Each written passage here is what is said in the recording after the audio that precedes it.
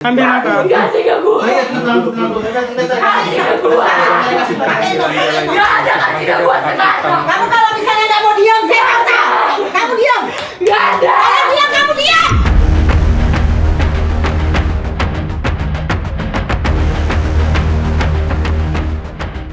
Pemirsa Intens Investigasi.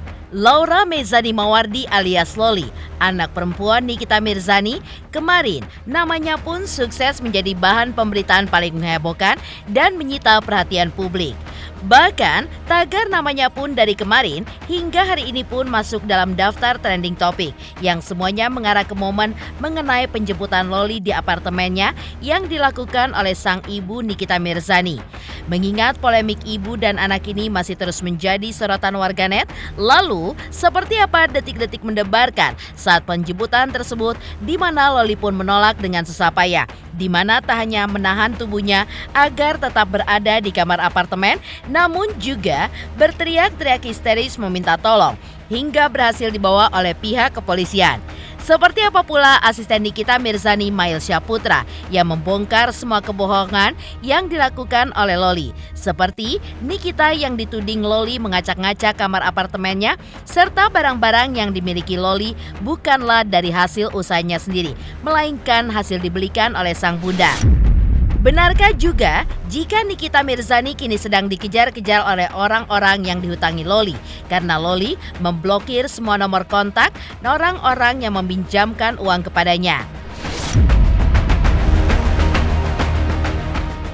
Di sisi lain, seperti apa juga Nikita Mirzani yang mengungkap jika Loli kini sedang menjalani visum di rumah sakit hingga diinapkan di Polres Metro Jakarta Selatan karena Loli dalam beberapa waktu ke depan akan menjalani proses pemeriksaan untuk mendukung proses penyidikan oleh pihak kepolisian. Benarkah diinapkannya Loli di Polres Metro Jakarta Selatan bukan berarti Nikita tidak menyayangi Loli, namun bentuk dari perhatian dan juga pembelajaran untuk sang anak. Dan bagaimana pula Bunda Romi sebagai seorang psikolog menanggapi momen Loli yang begitu histeris saat dijemput di apartemennya itu? Pemirsa, bersama Intens Investigasi, kami hadirkan kabar terkini, terpercaya, dan teraktual. Tetapi sebelumnya, jangan lupa untuk like, subscribe, dan juga share channel YouTube ini.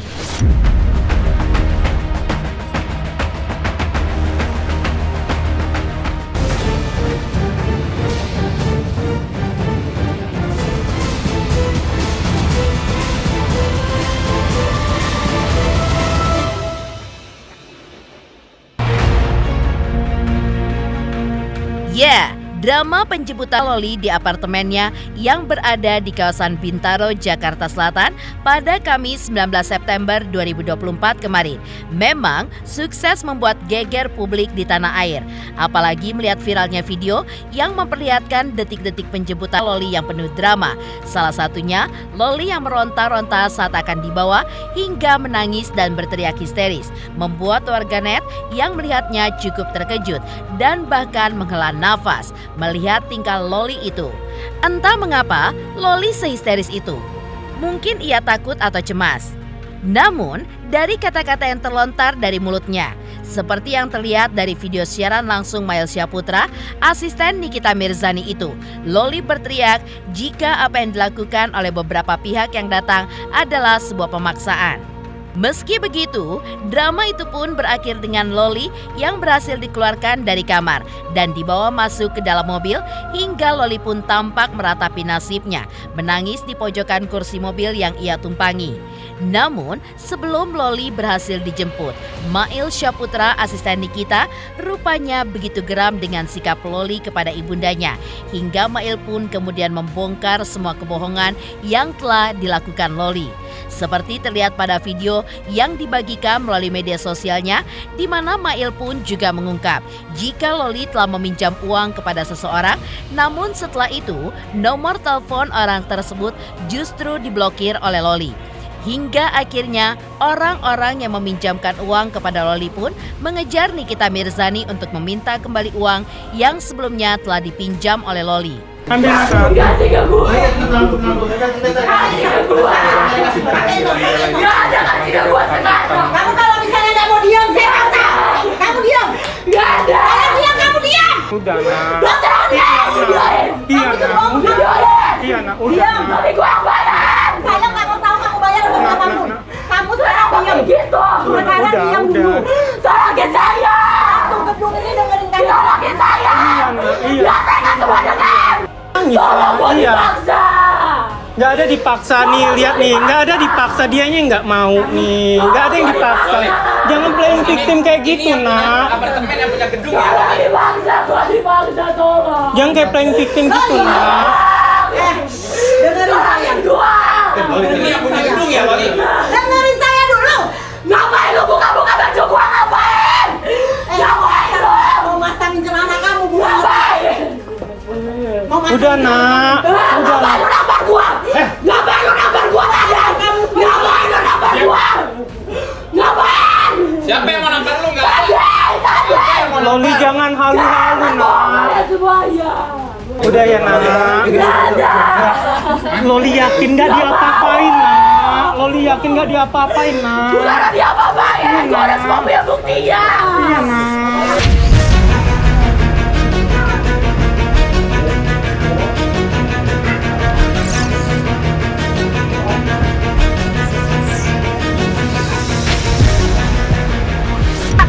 Ada om, betul om ada. Dari sudut kamu ya, boleh dari sudut om? Boleh nggak dari sudut om? Apa? Kita datang sama kamu selisipan, tapi yang kita tahu adalah kamu ada di situ. Kita nggak tahu kamu udah keluar. Ya? Tukang tipu abis minjem duit orang, lu blok. Itu WhatsApp-nya. Lu blok tuh Instagram-nya. Penipu, makanya bilang punya duit gue. Kecil-kecil jadi tukang tipu, tukang ngutang. Satu lagi sih gue mau tidur, gue ketawa tahu sumpah. Kan dia bilang kan semuanya gue bisa bayar, kata dia gitu. Gue bisa beli sendiri. Emang udah ada yang mau ngutangin lagi? Emang udah masih pada percaya sama lu lagi yang suka ngutang, yang abis ngutang, abis minjem duit sama orang, terus orangnya diblok. Bukti apa yang lu mau keluarin? Bukti apa? Ayo, bukti mau dikeluarin udah berhari-hari lu nggak keluarin. Udah deh, lu jangan suka nipu-nipu orang, jangan suka nipu-nipu orang. Nih gue kasih tahu ya, lu udah cukup nipu uang aja. Lu yang nipu, lu yang minjem duit orang, terus udah gitu ibu lo yang dikejar tuh Nikita Mirzani yang dikejar, yang dicecer. Setahu saya, namanya seorang anak, apalagi masih sekolah, kewajibannya apa sih? Belajar.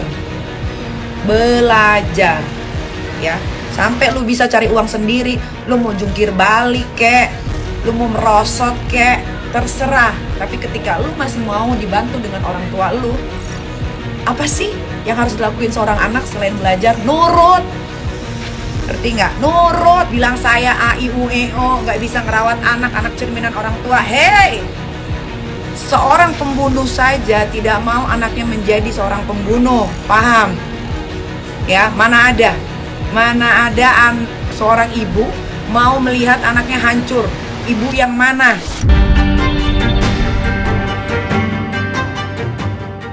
Tidak hanya itu, Mail pun juga sangat menyayangkan akan sikap Loli yang sempat kabur saat akan dijemput di apartemennya. Hingga Mail pun juga mengungkap bahwa barang-barang yang dimiliki Loli bukan dari hasil usahanya sendiri, melainkan hasil dari dibelikan ibundanya sendiri, yaitu Nikita Mirzani. Lu bilang iPad sama MacBook diambil ibu lo. Iya. Ya iyalah, kan pakai duit ibu lo. Itu duitnya dia, duitnya Nikita Mirzani. Lu harus ingat. Terus lu bilang katanya gini, duit apa? Gue juga bisa beli kok iPhone 15 gue. Ini beli pakai uang gue sendiri, usaha gue. Usaha apa? Lu aja tukang tipu. Apa? Nggak aja Loli.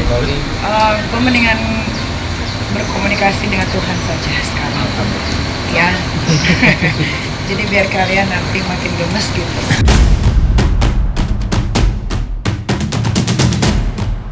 Dalam video yang sama yang dibagikan Mail, nampak asisten Nikita Mirzani itu pun memberikan komentar akan video klarifikasi yang dibuat Loli kemarin. Seperti Loli yang begitu marah karena kamarnya diacak-acak oleh ibundanya yang sempat datang ke apartemen di saat Loli tidak berada di sana. Dalam klarifikasinya, dengan tegas Mail pun menyebut jika apa yang diungkapkan Loli dalam video klarifikasinya yang kini viral di media sosial adalah sebuah kebohongan besar. Ini anak fitnahnya keterlaluan nih. Ibu lu gak ada ngacak-ngacak itu kamar ya. Ibu lu gak ada ngacak-ngacak itu lemari. Nih lu lihat nih. Ini lemari lu nih. Nah lu lihat. Ini yang atas baju lu, yang bawah kerudung lu. Nah yang ini yang lu pakai tadi. Kan lu yang ngacak-ngacak. Di semua baju di celana gua semuanya yang gua beli. Ini gua beli pakai uang gua sendiri loh. Masa? Bohong. Kamu bohong. Ini hasil uang kamu nipu orang. Hasil kamu uang nipu uang judi online. Uang Cindy. Uang yang banyak yang kamu tipu, kamu pinjemin, abis kamu pinjemin kamu blok. Itu bohong. Lu yang bohong. Bohong lagi. Ini ada beberapa baju dari ibu lo yang ibu lo kasih. Kerja keras gua selama ini dia. Kerja keras apa? Kerja keras nipu. Nggak gagal lah ya, ini namanya proses kehidupan lah ya. Kan gue nggak tahu Tuhan punya rencana apa gitu. Nggak ada, kalau gagal anak gue yang dua gagal dong. Baik-baik aja buktinya.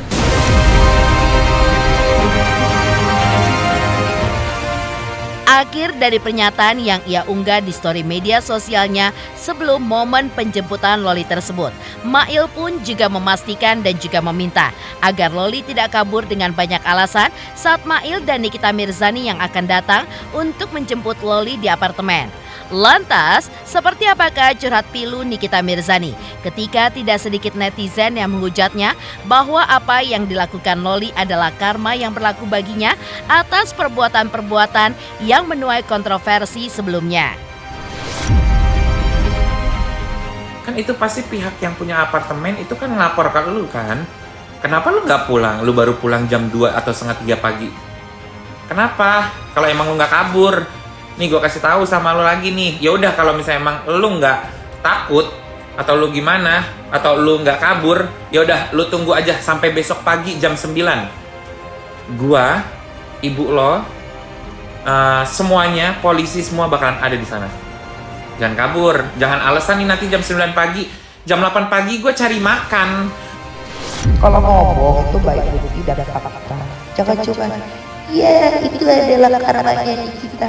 Iya karena dia tantrum, karena dia kan huru hara, itu imbas ke anaknya. Gue kasih tahu ya, tidak ada. Gue nggak tahu ya kalau ada orang tua atau single parent atau seorang ibu yang ngajarin anaknya enggak sih, gue nggak tahu ya. Tapi kalau gue sih gue nggak pernah ya parenting ngajarin anak gue yang enggak. Ketika gue sampai rumah ya gue menjadi seorang ibu, ya gue mencontohkan menjadi ibu yang baik walaupun gue bukan ibu yang sempurna. Gak ada tuh gue suruh lu nyolong ya anak-anak gue, lu nanti di sekolah lu gebukin anak orang. Terus maksud kalian tuh parenting gue yang salah tuh yang mana? Saya sadar, saya huru hara, saya orang tukang cari ribut. Oh iya, siapapun saya lawan. Even masalah yang sekarang dengan anak sendiri pun saya akan lawan. Gak ada urusan sama saya tuh, benar. Kalau saya sudah menemukan titik di mana ini sudah tidak wajar, ini sudah tidak baik, gitu kan? Mau saya dibilang ibu yang kejam, mau saya dibilang apa, silakan, suka-suka kalian. Lantas, seperti apa pula Nikita Mirzani yang mengungkap jika usai dijemput, Loli pun kini sedang menjalani visum di rumah sakit hingga diinapkan di Polres Metro Jakarta Selatan. Karena Loli dalam beberapa waktu ke depan akan menjalani proses pemeriksaan untuk mendukung proses penyidikan oleh pihak kepolisian. Benarkah diinapkannya Loli di Polres Metro Jakarta Selatan? Bukan berarti Nikita tidak menyayangi Loli. Namun hal tersebut adalah bentuk dari perhatiannya dan juga pembelajaran untuk sang anak.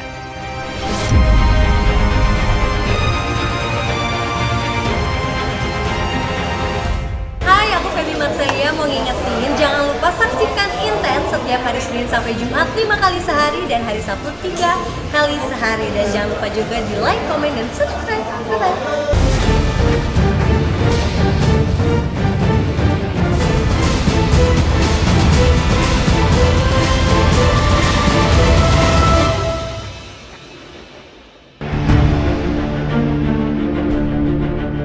Sementara itu, Pasca dijemput dari apartemen, Loli pun langsung dibawa ke rumah sakit untuk melakukan visum demi mendukung proses penyidikan Polres Metro Jakarta Selatan terkait laporan Nikita Mirzani. Namun, lantaran Loli sedang datang bulan, visum pun dinyatakan belum maksimal karena tidak semua proses visum bisa dilakukan. Dalam pertemuannya dengan awak media, Nikita Mirzani yang didampingi oleh kuasa hukumnya Fahmi Bahmid juga mengungkap kondisi terkini Loli, di mana sang anak dari kemarin malam menginap di Polres Metro Jakarta Selatan. Lantaran esok hari, tepatnya pada hari ini, Loli pun akan menjalani proses pemeriksaan dari pihak penyidik Polres Metro Jakarta Selatan dan akan didampingi oleh beberapa tim dari Komnas Perempuan dan Anak. Lantas, seperti apakah respon Nikita tentang Fadel usai penjemputan Loli ini? Benarkah Nikita yakin jika Fadel dalam waktu dekat ini akan berhadapan dengan dirinya dalam proses hukum? Saudara kita NM ke apartemen yang didiami oleh putrinya, kemudian untuk diajak visum, tapi dicari semalam belum dapat. Kemudian tadi jam 12 sudah ketemu. LM tuh ada di apartemen yang didiaminya. Oleh karena itu tadi dibawa oleh NM. Yang mendampinginya ada kuasa hukum, kemudian dari UTP 3A, kemudian juga NM selaku orang tuanya. NM jelas ada hak karena memang dia orang tuanya. NM adalah orang tuanya. LM di bawah pengasuhan orang tua. Kalau itu ya biasalah yang kita mau melakukan pemeriksaan, ingin bertemu. Ya kalau dia misalnya tadi dia berontak dan sebagainya, itu adalah bentuk hal yang biasa. Tapi tidak ada sesuatu yang terjadi, artinya tindakan-tindakan kekerasan juga tidak ada. Karena dia buktinya ya santai-santai aja dia. Sudah tahu pasti akan berontak, tapi nggak expect aja. Ternyata dalam keberontakannya dia telepon itu laki-laki ya. Sempat telepon, sempat ngomong juga sama itu laki-laki. Lumayan nantangin sih. Katanya dia ngancem juga, katanya dia mau datang ke sini, tapi saya tunggu, orang saya tadi datang ke sini juga, dia nggak menunjukin batang hidungnya sama sekali. Terakhir berita yang saya tahu dia udah kabur katanya, bawa 3 koper dari rumahnya. Laura dalam keadaan menstruasi, jadi visumnya belum terlalu bisa apa ya namanya? Tidak bisa terdeteksi. Nggak maksimal gitu. Ya namanya orang di visum gitu kan, ya pasti ada pemberontakan sebentar, tapi setelahnya berjalan dengan lancar. Agendakan ulang. Jadi Laura sudah saya serahkan ke Polres Jakarta Selatan untuk ditindaklanjuti. Yang pasti sudah masuk pemeriksaan. Nanti bagaimananya biar Ibu dari Kepolisian Jakarta Selatan aja yang bicara. Didampingin dari tadi sama apa tadi? PPA. Komnas Anak dan Perempuan. Dia masih pemeriksaan saat ini? Oh di Cialia, yang jagain dia banyak. Ada kali 8 orang. Itu nanti kita panggil untuk yang dilaporkan. Jadi lapor pun NM, ya lapor pun MM. Berarti memang untuk LM itu masih di bawah umur. Saya jamin, saya nggak bisa ngomong yang lain-lain. Cuma saya pastikan, Fadel, kamu akan masuk penjara. Kamu akan berhadapan dengan saya secepat mungkin. Saya penjarakan semuanya. Ya, saya udah lelah, saya sudah capek. Bagi Nikita sendiri, dengan menginapnya Loli di Polres Metro Jakarta Selatan, bukan berarti dirinya tidak menyayangi anaknya tersebut. Hal tersebut merupakan bentuk dari perhatian dan pembelajaran untuk putri sulungnya itu. Bahkan, Niki yang sebelumnya merasa bodoh amat dengan Loli, bahkan sempat mencoret Loli dari kartu keluarga. Dalam kesempatan kemarin, ia pun mengaku sempat menangis ketika bertemu dengan Loli di Polres Metro Jakarta Selatan usai Loli dijemput. Bahkan, naluri Nikita sebagai seorang ibu memberi pesan kepada siapapun, terutama anak yang belum cukup umur, agar fokus mengejar impian dibanding berpacaran. Lalu, usai Loli menjalani pemeriksaan di Polres Metro Jakarta Selatan, apakah Loli kemudian akan kembali pulang ke rumah Nikita Mirzani? Dan seperti apa hikmah yang bisa diambil Nikita Mirzani dari cobaan ini? Ya nangis lah, nangis. Manusiawi lah, aku kan manusia, Nah, ini maksudnya pelajaran untuk semua anak-anak belum cukup umur di luar sana. Cinta boleh cinta monyet boleh, tapi jangan monyetnya yang dicintain banget gitu. Maksudnya ya sewajar-wajarnya saja gitu ya. Ingat masa depan, kalau masih sekolah ya fokus sekolah dulu gitu. Kejar impian ya. Kalau sudah masuk ranah hukum ya bukan ke rumah dong pulangnya, pokoknya nggak ada yang pulang ke rumah. Sudahlah, doain saja semoga sama semua kejadian ini tidak ada lagi Laura yang lain gitu.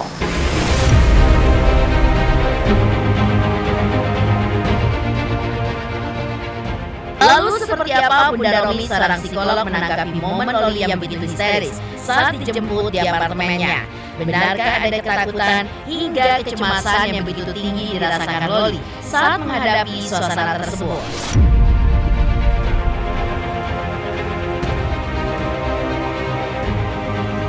Selamat untuk Intens Investigasi karena sudah mencapai 3 juta subscribers di YouTube. Sukses selalu and all the best. Oke.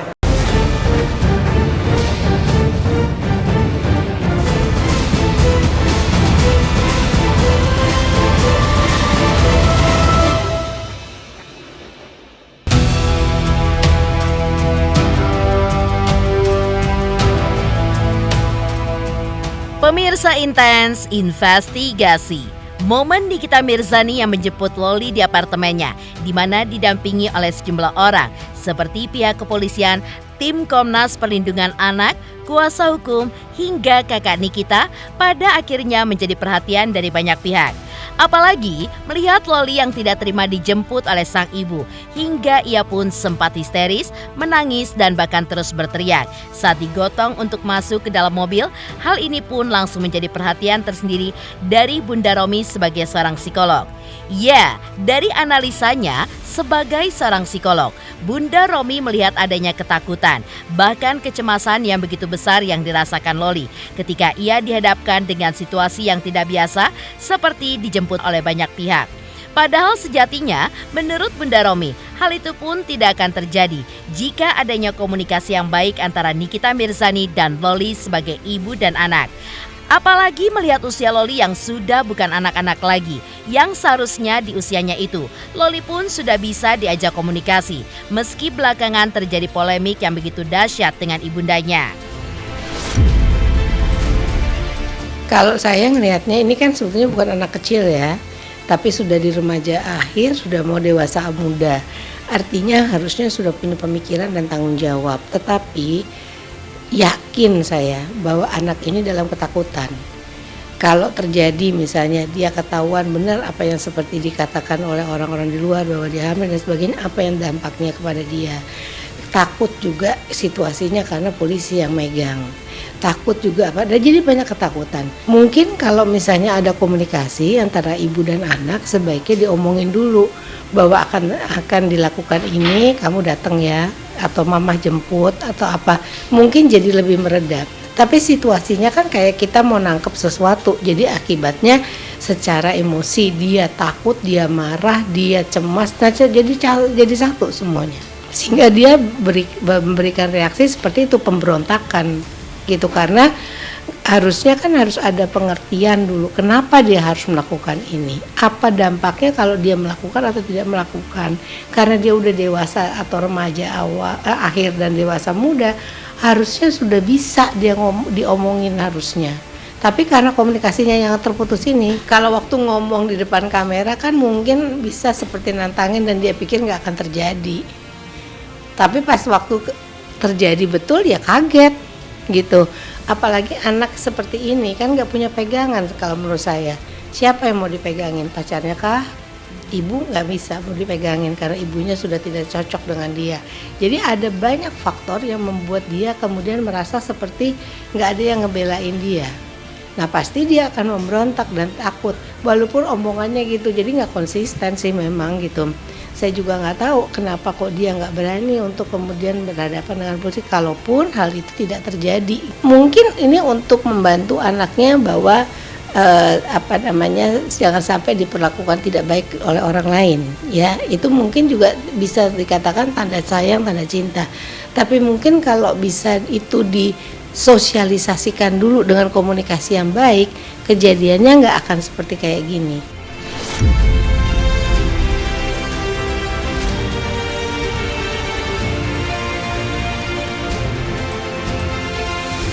Demikian pemirsa, kabar terkini, terpercaya, dan teraktual yang kami hadirkan hari ini.